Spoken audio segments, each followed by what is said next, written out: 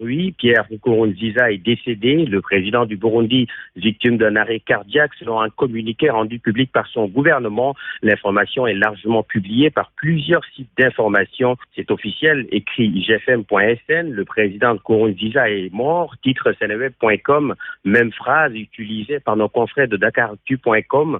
Il décède à l'âge de 55 ans, précise nos confrères de presseafrique.com. Hospitalisé depuis samedi, le chef de l'État du Burundi, au pouvoir depuis 2005, est décédé ce lundi officiellement des suites d'un arrêt cardiaque, souligne RFI.fr. Un deuil national de 7 jours a été décrété pour saluer la mémoire de l'ex-rebelle devenu président, comme le surnomme jeunafrique.com. Le président Macky Sall a tweeté pour présenter ses condoléances au peuple burundais au moment où son successeur Evariste Ndayishimiye, élu le 20 mai dernier, se prépare à lui succéder. Un autre homme à la une de igfm.sn, c'est Maître Moussa Sarr, l'avocat de Pape Massata Diack, le fils de l'ancien président de l'IAAF, Lamine Diack, lui-même ancien agent marketing de l'instance dirigeante de l'athlétisme mondial. Maître Moussa Sarr déclare, je cite, « J'ai un pressentiment qui n'est pas bon », parlant du procès pour corruption contre son client. Il fustige le fait, dit-il, que la justice française l'ait empêché de défendre un prévenu. Entretien à lire dans igfm.sn. Une autre audience en pleine crise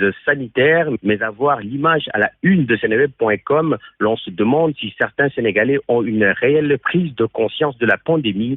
La plage noire de monde amène nos confrères à parler de grands relâchements des Sénégalais, alors que presseafrique.com informe qu'il y a au moins 474 cas communautaires signalés au Sénégal depuis le début de la pandémie. Dakar, la capitale sénégalaise cernée par le virus qui poursuit sa propagation avec 89 nouveaux cas positifs annoncés ce mardi par le ministère de la Santé et de l'Action sociale. Une bonne nouvelle qui pourra peut-être soulager les malades de la Covid-19. À la une de Dakaractu, cette déclaration du colonel Babacar Faye, le chef du service laboratoire de l'hôpital militaire de Ouakam. Il dit, je le cite, « L'hôpital militaire de Ouakam est capable de réaliser entre 200 et 600 tests par jour. » Au même moment, nos confrères de l'RL.net titrent « Hôpital mobile de campagne, Dakar désarme Touba ». Les explications de la DIRPA, la direction de l'information et des relations publiques des armées. Une information qui ne fera pas certainement plaisir aux amoureux du basketball sénégalais et africain.